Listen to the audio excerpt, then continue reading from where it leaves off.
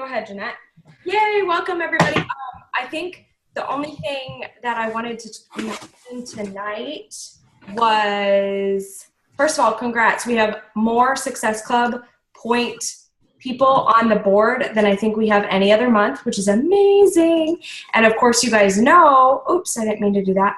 Of course, you guys know if you hit Success Club this month, you get access to Beachbody On Demand, which is coming in March. And I've been able to test it out the past, what has it been, about a week.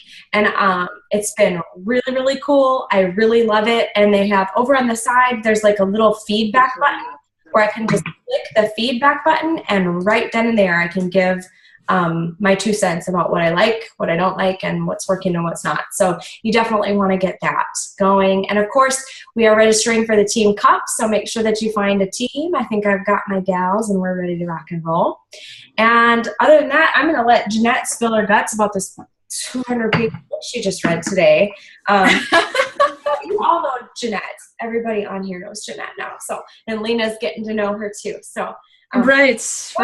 Well, nice to meet you in a live format here, Lena. I know you've seen me in video, and now you at least get me in live video, right? So, yeah. So I honestly, I feel like, okay, let's see here. I was just looking through the names that are on here real quick.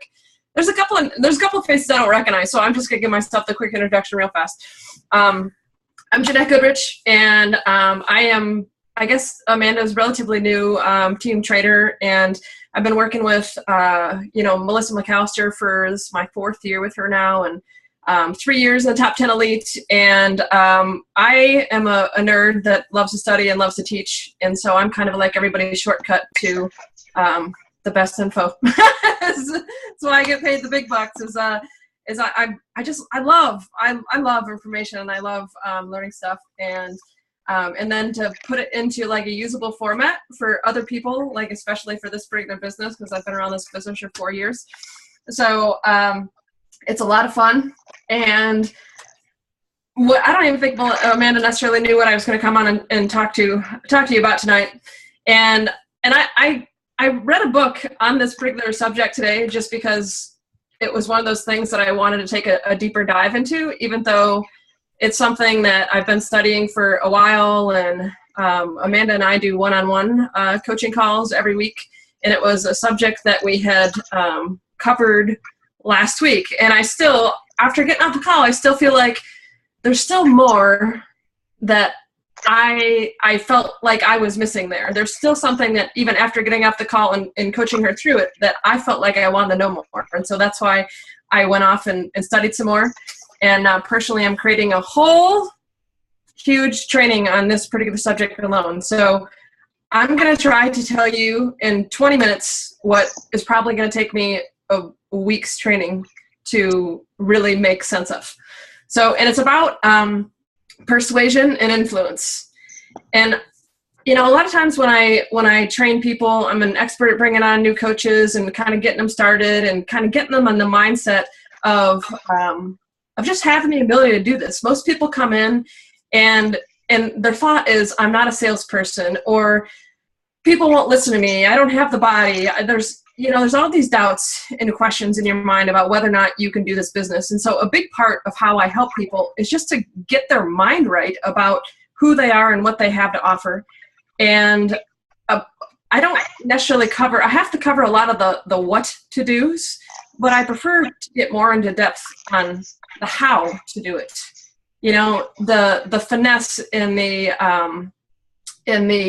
kind of the actions behind it. I think what I mean by that is, you guys probably all know that to be successful in this business, you should be talking to like 3 people a day, right? You probably all know that you should be doing that to be successful in this business. But that's the easy part, is just knowing the what to do. Now the question is like, how do I do it? How do I start the conversation? How do I get the person from point A to point B? Okay, so they're the friend that I've known since high school and I haven't spoken to them in 10 years. How do I rekindle that conversation and maybe eventually have the possibility for a challenge pack sale? Or maybe I just met this person on a random Facebook ad. I put out a Facebook ad to start a challenge group, and now I have to get this person from complete stranger on Facebook to trusting in me enough to join my challenge. And that's really kind of what I wanted to talk about today. So as well as I can maybe get this in this shorter period of time is what I'm going to try to do. The first thing I want to tell you real quick is a lot of times you get told that this is a little bit of a numbers game, you know, this talking to 3 or 5 or 10 people a day or whatever your particular goals are, because there's different personality types. And I highly encourage you to read up on personality types. If you're doing personal development down the road, if you're looking for something to know or read, I was first introduced to personality types 4 years ago on a call that Melissa McAllister did way back then. And I just remember it like opening up my eyes and kind of changing my world as to how I saw people.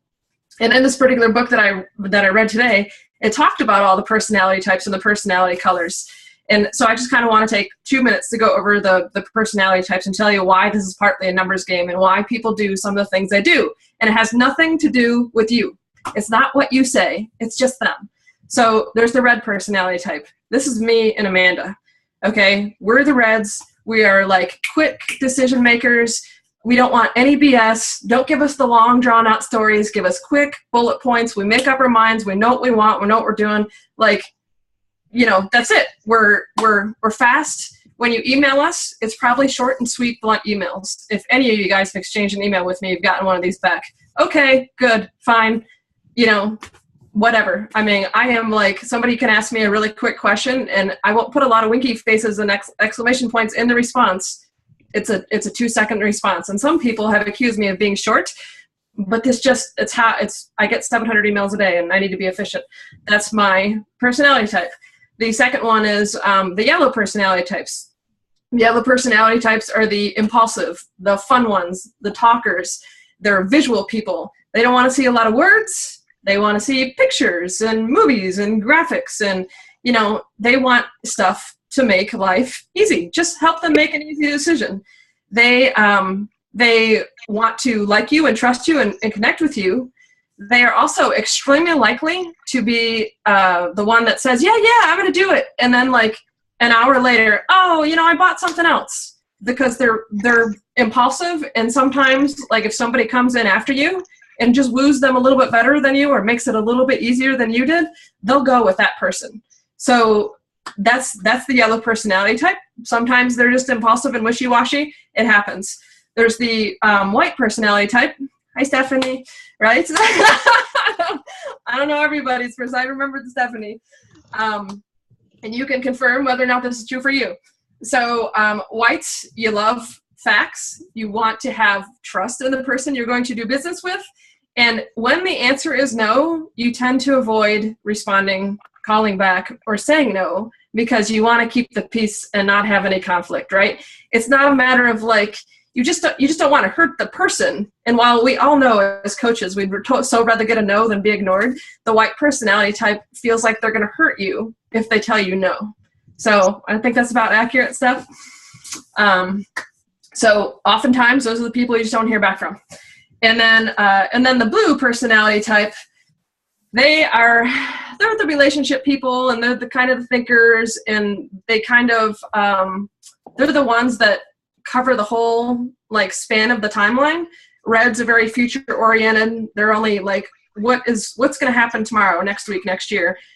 Yellows are in the moment right now, impulsive. And the whites are, you know, kind of, they tend to live more in the past and thinking about yesterday. And the blues kind of span all of that. So with blues, you have to ask them things like, you know, what worked in the past? What have you done in the past? Bring them into the moment, you know, what's happening now, and then what's going to happen tomorrow. So I just wanted to kind of quickly recap those personality types so that you know what to expect and what's going to happen with all people out there. So many people come to me and they say, what am I doing wrong? What am I doing wrong? And I'm like, you're not doing it wrong. You're just not talking to enough people. So those are the kinds of personality types that you're going to get. The second thing that you have to remember is that all decisions are painted with emotion. All decisions get made based on emotion. Everybody thinks that it's our logical brain that makes the decisions, and then we and then we justify it with emotion. But the complete opposite, I will share the title. The complete opposite happens. We make decisions emotionally, and then we just go into our brain and say, logically, is there any reason that I shouldn't? Like, can I afford it? Are these things, happening in my life? Logically, we all know that challenge packs are awesome deals, but that's not what really sells people on the challenge pack. They could buy that challenge pack from any person on the screen. So why are they going to buy it from you? It's not going to be based on logic. It's going to be based on an emotional reason, a connection or something with you. It's going to be based on the fact that you were able to influence them in a direction to get it with you, and why you're going to be able to serve them better than other people are going to be able to serve them. So all decisions are made based on emotions. So when you can wrap your head around that people are emotional beings, and we all have these different personality types that make decisions in different ways, that is kind of the basic background you need to understand how to influence people. And here's the biggest mistake that I see all coaches make, even people that have been around for years. I especially see this with Facebook ads, because when you do Facebook ads, you tend to get a ton of leads, and then the big push is to not spend a ton of time with each of them and to close them quickly. So what do we all want? We all want to do? We all want to immediately barf on them and say, we ask them one quick question. We pretty much ignore the response to the question. And then we say, okay, here's what you get. And then we write them a 3-paragraph thing that says it's Shakeology, it's the meal plan, it's this and that, and this, whatever, this is super long, pukey email. And then you, most of the time, don't hear back from that person, because it's information overload. For a red like me, I look at one of those emails and I'm like, oh, gosh, I don't want to read it most of the time. Other ones, like a yellow personality type, is turned off by it because they just want to see pictures and they want easy, and that is not easy. And so we make that mistake. But what we really, really need to do is to connect with people and build relationships with them. And when you're trying to influence them, what the ultimate concept of influencing them is about changing, the way they believe, or what they're committing to, or the way they view things in life.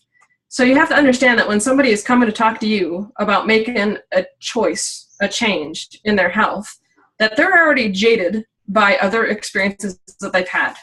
I love that this is a post that Amanda had put on her page. I remember it was her like page or personal page a while back. But she said, here's all the silly fad diets I've tried. What have you tried?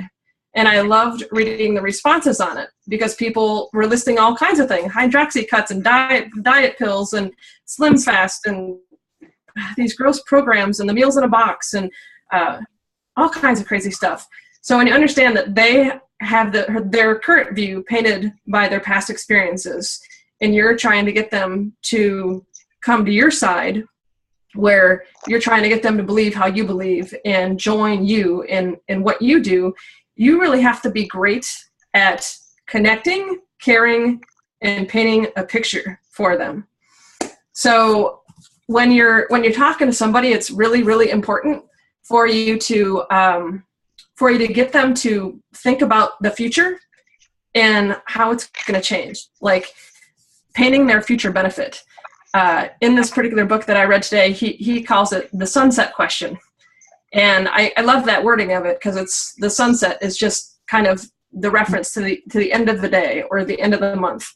So if I were to ask you, if I were talking to a client and they told me that, they were thinking about committing to this challenge, and I were to ask them a question like, okay, at the end of 60 days or 30 days when you're done with my challenge, in order to feel like, you had the best healthy month of your life, like what would have to happen?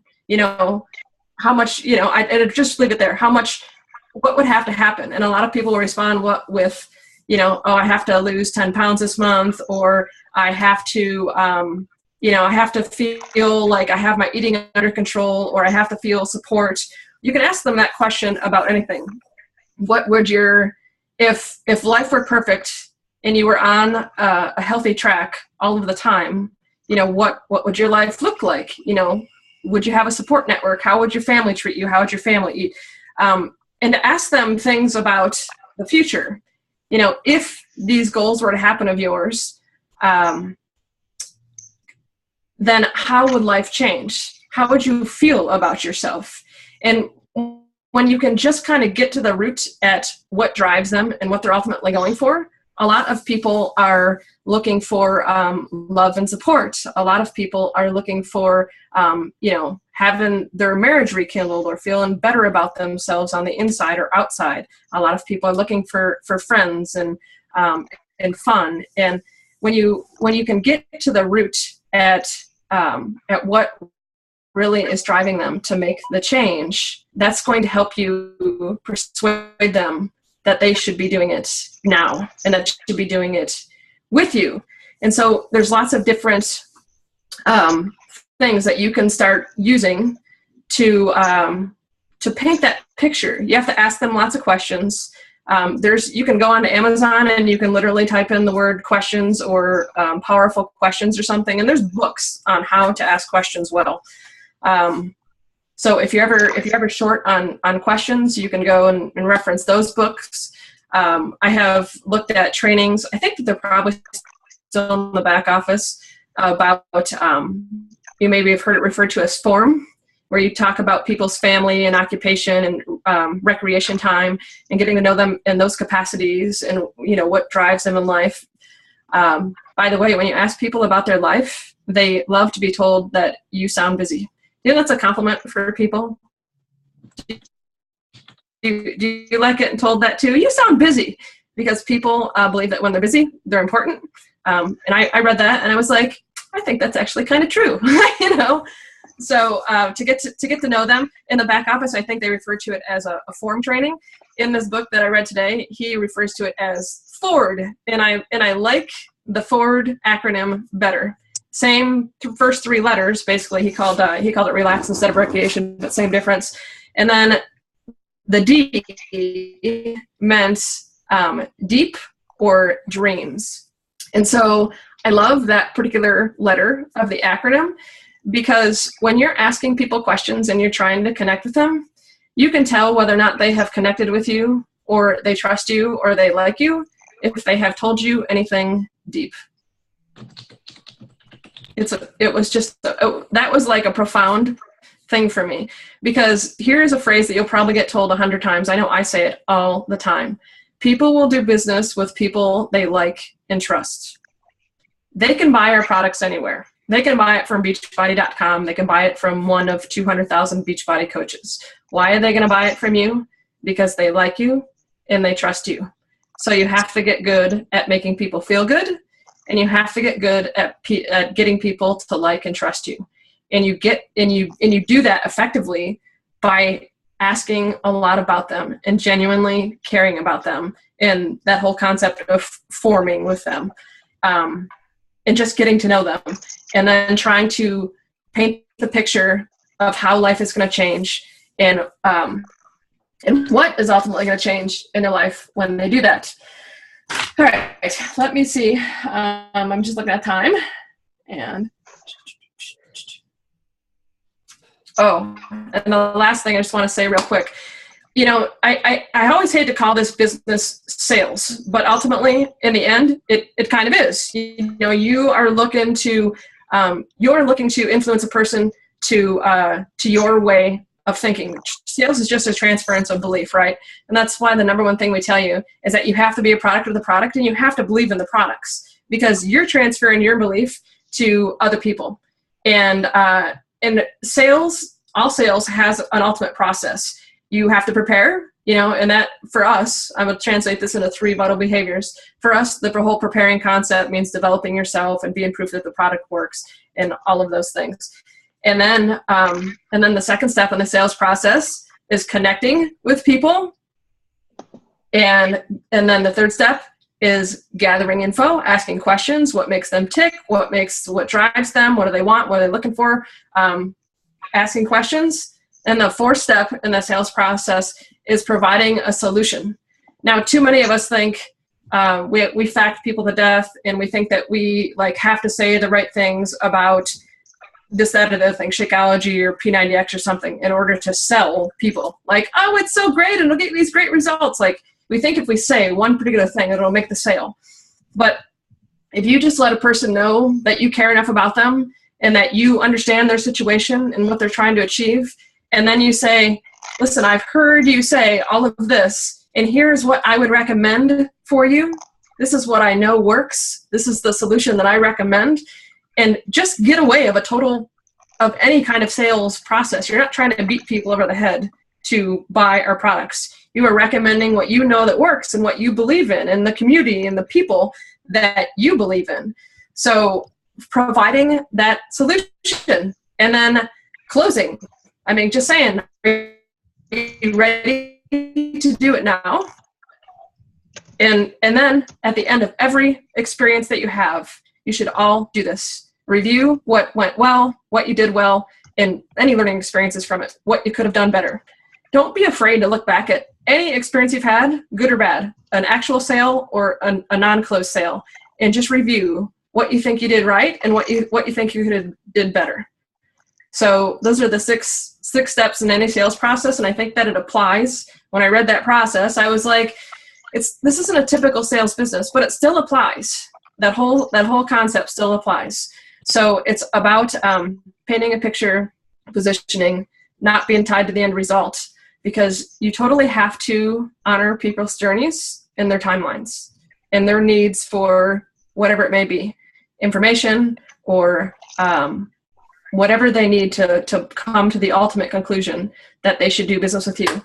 Now I have tons more of things that I could go on about as far as, influencing people with different tactics and techniques, but I'm not really going to. I'm basically going to say it's what I just covered, and truly, truly connecting with people, and less fact barf and more emotional connections. Fact barf. Is what? Oh, yes, fact barf. Yes, it's true. Every time somebody tells me I've sent out 100 emails this month and just nobody is buying, I'm like, let me see one of your emails, and they send me, and that's exactly. I'm like, you're talking about you too much. No, it's just too many facts. Whites like fact barf, yes. But as a percentage of the population, whites are tiny. I meant to look that up before I got on this presentation to see the percentages of the population, because I know that whites are relatively small in number, but I don't remember the exact number. So yes, and once you've identified a personality type, cater to it totally. So, and you can, I know a lot of us, I implore you to try to connect in person and on the phone and take down the e-wall, get people to get past email. People stall via email. It's just what we do. If you can get past that and actually connect to somebody in a real live person or on the phone or Zoom call or Skype nowadays or something like that, and just have a real conversation with them, things tend to go so much better, faster, and easier in your business if you're willing to take that plunge. But even in email, you can still gauge a lot of these things. Like reds will tend to be short and blunt in their emails. Yellows will be full of exclamation marks and smiley faces. Whites, blues I know are the most professional. And how do whites write? I don't remember reading how whites write, but I know that blues tend to be dear sir or madam, whatever. They're the most formal. I'm totally yellow. So anyway, so I'm gonna end there. She told me 20 minutes and it's been 20. So I'm gonna leave it open for a few minutes for questions.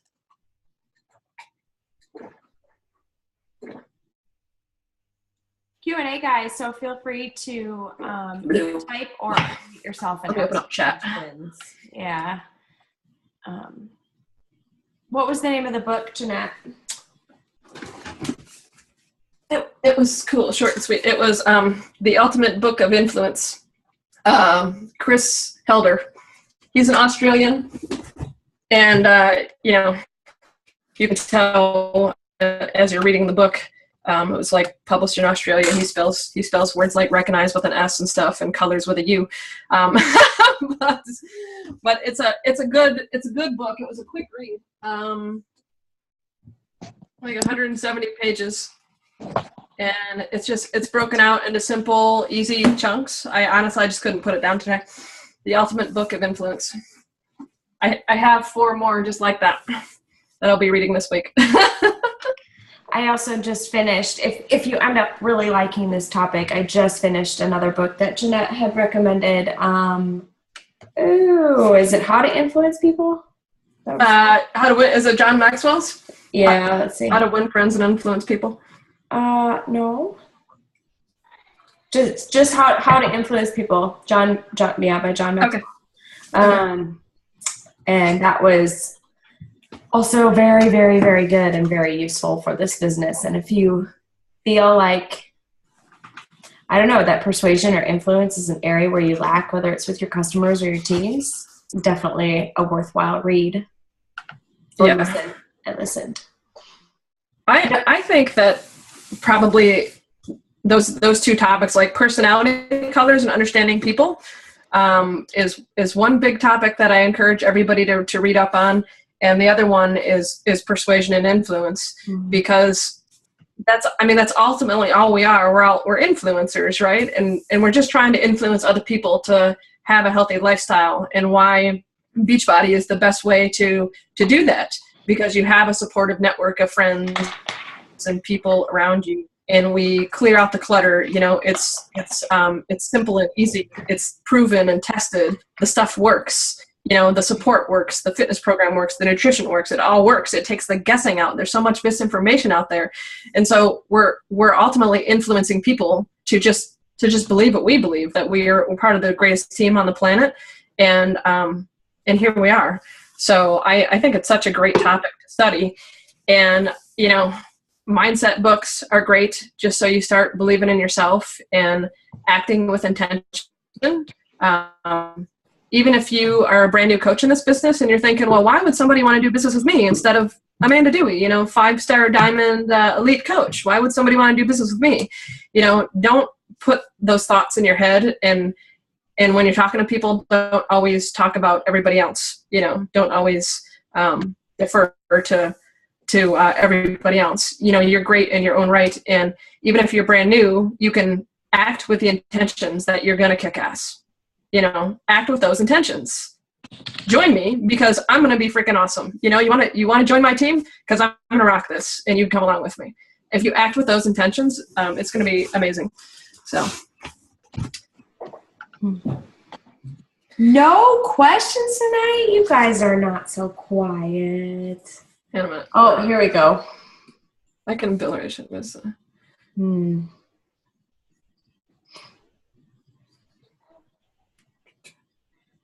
It's learning how to make the recommendation and ask, are you ready to get connected and join me? Yeah, honestly, I wish that I had, Maria, I wish that I had a lot of,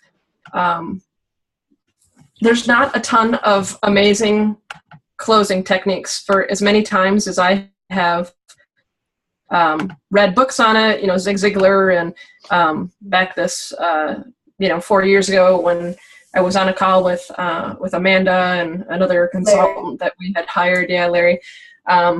He gave a phone call on closing, and he basically even said on that phone call, like, there is no fancy technique, really. It's just like, are you ready? Can I help you get signed up? Can I walk you through the process? I mean, that's what I mostly ask people, because I don't leave people to their own devices to take the time out of their day to go to their computer and go to my particular link and then sign up for an account and, and do all this stuff. I particularly say, can I get on the phone with you and walk you through this? Or can I, set up your account for you? And, I don't know. Or I just offer to do it and just ask if I can help them. And honestly, if they delay with me helping them or whatever the case is, then that may mean trouble. It may just mean, that I have to clarify a little bit more about when they're going to do it. So there's no fancy closing techniques. It's literally, it's kind of, I think setting deadlines is important and letting people know, like, look, your order date is this time. We have to make this happen. So, can I help you do this right now? And just see what they say. It's so much easier to gauge people and whether or not they're squirming in their seats when you ask them to, get on the computer and buy than it is via email. So let's see. Go back to Bridget. Okay, with strangers you find from your ads, do you just focus on really trying to connect for many times back and forth before even recommending a program after listening to their goals? I don't necessarily, it's not all about the back and forth for me, but I like to ask them questions to get to know them. I do want to make them feel like I understand them and I care about them and what they've been through. So my big things with Facebook ad people is, as far as they know, I'm just another shyster trying to take their money. And so I don't want them to feel that or believe that. And so I want to know things like, what have they tried before? What did they like and didn't like? What kind of results did they get? What do they think held them back from having better results? Or if they did a yo-yo type thing, like why did they yo-yo? What happened in their life? In an ideal, it's not like I'll tell you, go back and forth with every person 10 times, and then that's the magic number. I just literally, until I feel a certain connection with them, I just try to dig into them a little bit more.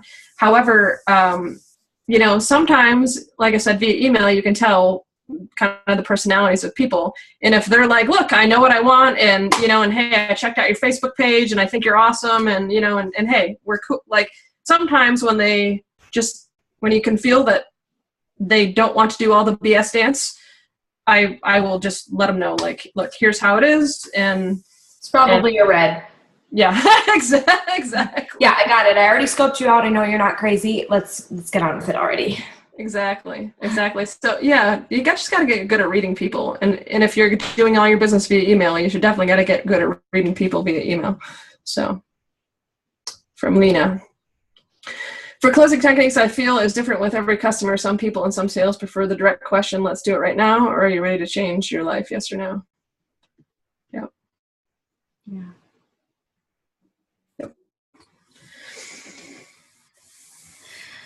If you don't ask, the answer's always no, though, right? Oh, Erin wants to talk. Hold on. Go ahead, Erin. Sorry, I'm on my iPad, so typing. So bueno. With me, it's more like with Facebook ads, moving the conversation along, like not doing the BS dance for 2 days, like kind of keeping it moving and keeping it going. So then here I am, like, a week later, getting down to the nitty gritty, and they're like, nah, never mind. And I'm going, son of a bitch, I just wasted a week going back and forth with this person. And so figuring out how to keep it moving, but still figure out what it is they're wanting and needing. Does that make sense? Yeah, you know what? I still would encourage you to try to get Facebook ads off of email. I know that I just got to look for everybody. It's like, are you flipping kidding me? But if you don't have to necessarily give out your personal information to connect with them away from email. Zoom calls require a link. Nobody has to give away any information. Everybody can have a free Zoom account for up to 45 minutes with no monthly fee. So, to have like a Zoom face-to-face meeting or Skype, you need a user ID on Skype to connect with somebody, but Zoom, you don't have to have anything. It's literally a link. So, I just abhor email anymore because of the fact that people can delay and control it and kind of like mark as read or mark as unread. Yes, exactly. I mean, there's programs that you can that will automatically show that you haven't read an email unless you mark it as So there's just so many problems with trying to communicate via email and trying to get things done in a hurry. I think Facebook ads are great when you do them consistently, because from my experience with doing them is, I didn't have a high closing rate immediately, but then a lot of those people, they'd become friends and then follow me for a while and make sure I was real and what did I post about and all that stuff. And that's part of trying to get them to friend request you is to start that relationship building process. Because just like any of your normal friends that you talked to probably when you first started the business, a lot of them took 30, 60, 90 days or a year or two in some cases to come back to you because they wanted to make sure you were the real deal and committed. And Facebook people do the same thing. So I think they're great when you do them consistently, and just as long as you don't go broke while you're doing them consistently. So. For someone like me, besides watching the training videos, what do you recommend to get started? Inviting. Seriously, like all the time. Talking to people. It's the 3 vital behaviors. That's it.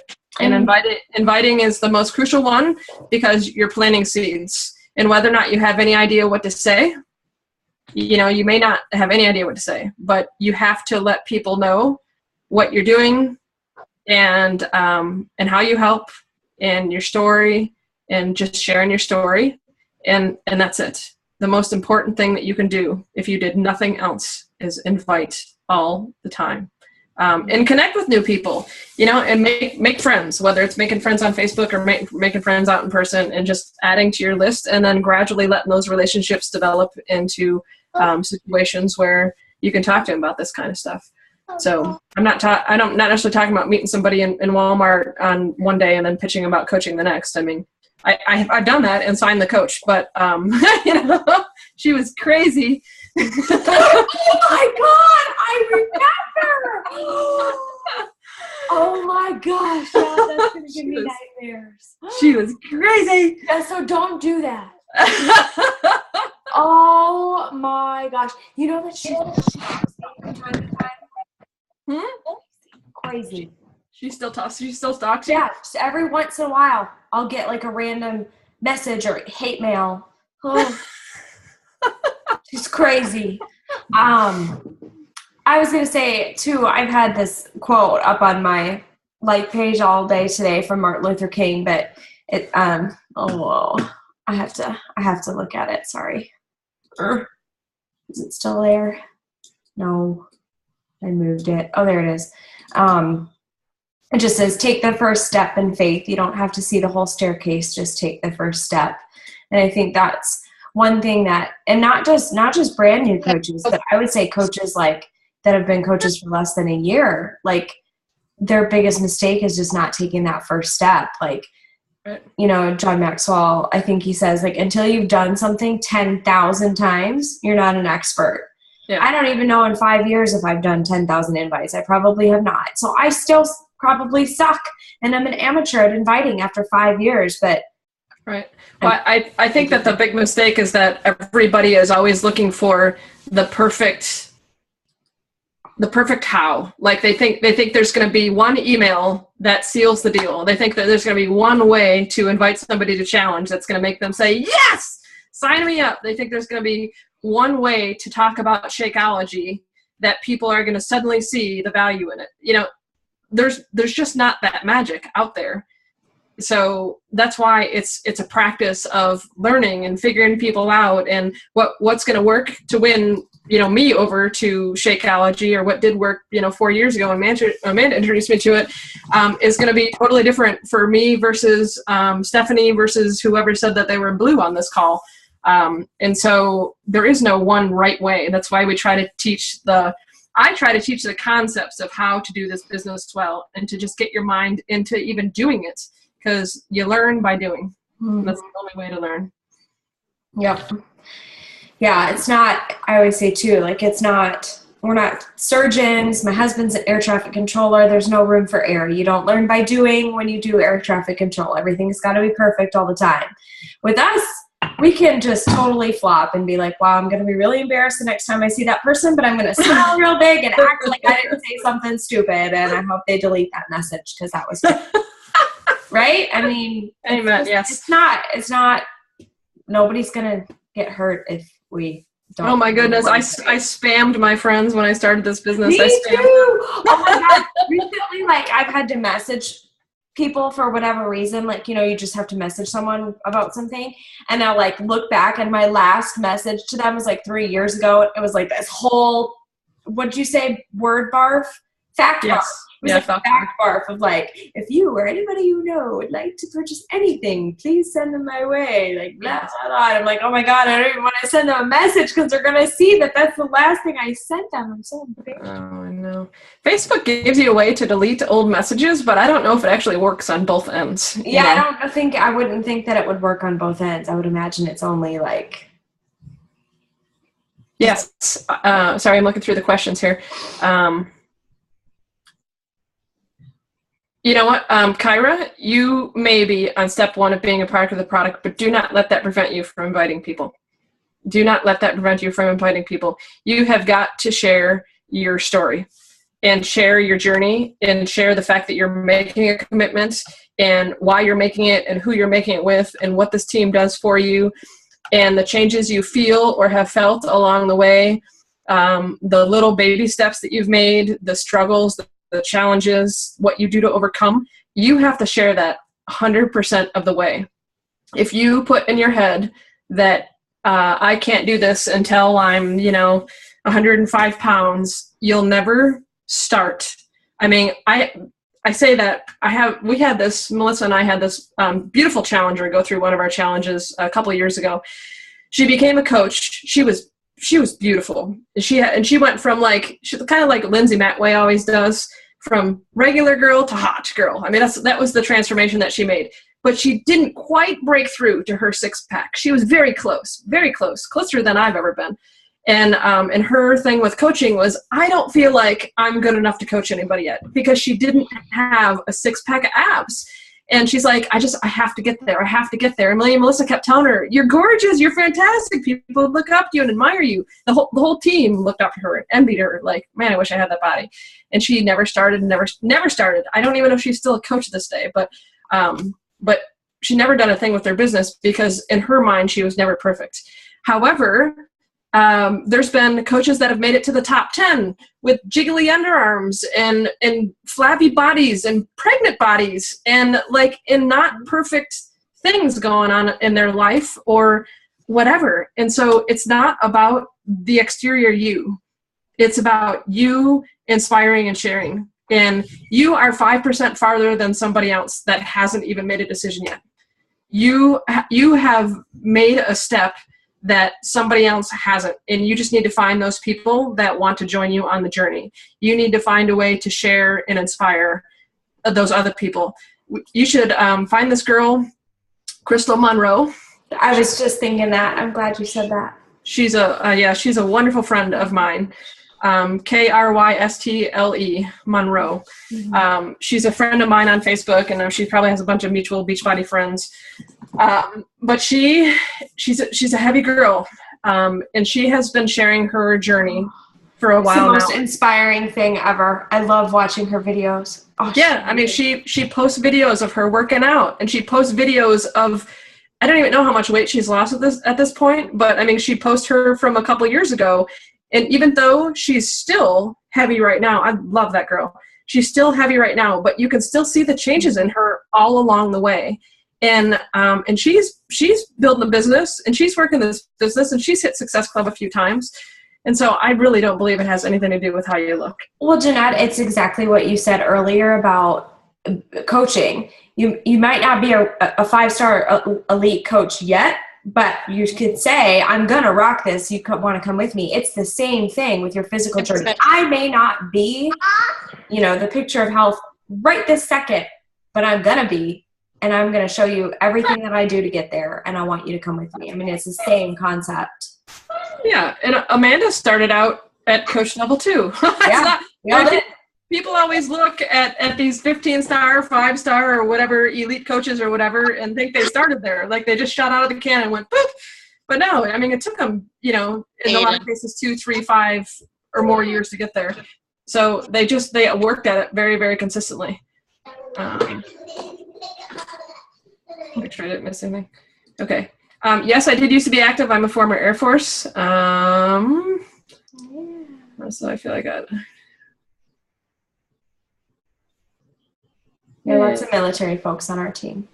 Yes, you can join. Yes. Absolutely. Awesome. Thank you guys so much. Thank you as always to Jeanette. Can we give her a round of applause? Or whatever. It's all good. Applause, because we love you. Thank you so much. Of course, you guys, we're not going to barter out her time, but you know that she's a little bit available from time to time. Right. Yes. I prefer these group calls. I mean, I love seeing everybody's faces. I like the Q&As of them, and it makes me fast and efficient. I do like these things. And we'll be doing another recruiting call here soon. One without any technical glitches, hopefully. I don't, I cross my fingers for that stuff, Amanda. I don't know. I know. But we'll get that figured out too. So Jeanette's never far away. So thank you so much, Jeanette. And thank you to everybody who hopped on. This call was recorded. So if you were picking your nose, it's forever saved. No, and I'll make sure I'll probably be tomorrow that I'll get it out to everybody. So thanks, guys. Have a fabulous night and keep doing what you're doing because you're doing good.